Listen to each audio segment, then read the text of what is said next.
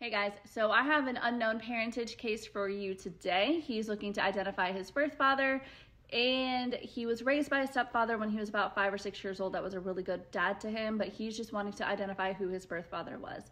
We have a weird red flag that ended up being not an issue, so stay tuned for that. Welcome to Client Stories with Amy. So our gentleman, he is trying to figure out who his birth father is, and the only reason why he wants to do this is because his wife is saying, hey, we have kids. You have half of your family medical information that is completely unknown. It's a mystery to us, and we need to know this information for our children's medical history. We have to know this. He does not want a relationship. He just wants that family medical information. He doesn't care about anything else. He's got a great dad. He's got a good family. That's it.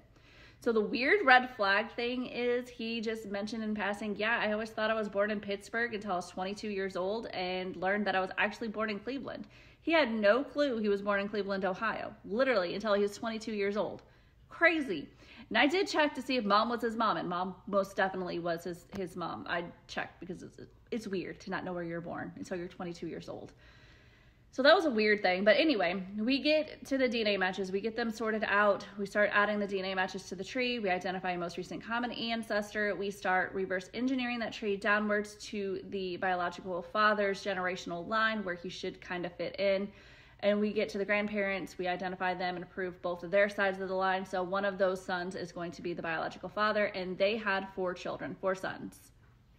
I probably spent a good full day on looking for contact information for these 4 gentlemen and for their children. I was looking for their physical addresses, where they lived, their phone numbers, social media, their email addresses, all of that for those 4 men and their children.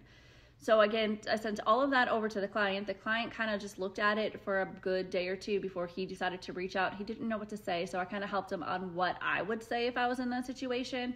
And so that's what he did. He formulated like his own little version of a script based on kind of the information I gave him. He kind of fit it to him, how he wanted to say it. So he starts calling them one by one. None of them remember their mother. All of them are from Cleveland and have always been in Cleveland, so we couldn't even use geography to kind of say, you might be a better like fit for the biological father versus the others. It was literally any one of them. It was equal chances. One of the men that we suspected to be the birth father decided to do a DNA test. One of the men and their children refused, and the other 2 men, their children, had offered to do a DNA test. So we had 3 DNA tests that was going for 3 of those 4 lines, and we were just waiting to see if any came back. So while we're waiting for the DNA test results to come back, he is talking to these men. They're being super kind, with the exception of one. And he's learning more about them and their family, even though he did not want a relationship with anybody. Like, he did not care to have a relationship with anybody. He wanted the family medical information, and that's all he was after.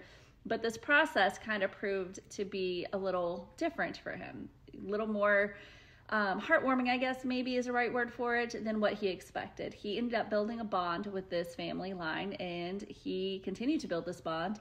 One DNA test came back finally, and it came back as a first cousin. So that man's line was eliminated. Now we're down to 3 men that could be a possible birth father. Then another test comes back, and it was actually the man who actually did the DNA test himself, the gentleman that we suspected as the birth father. His came back next, and his came back as the birth father. And he was like, I'm shocked, but it is what it is. You are my son, and let's just figure this out together. And so over the course of the next 6 or 8 months, they kind of built a relationship, and our client, who did not want a relationship with his birth father, just wanted that medical information, has built a friendship with him. And that's how he words it. He's like, he's a friend, he's a buddy.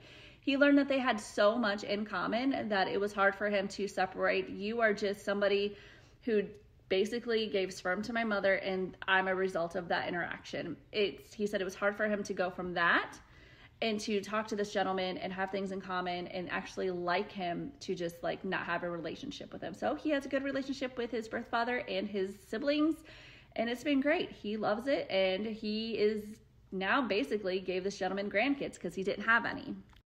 But that's it.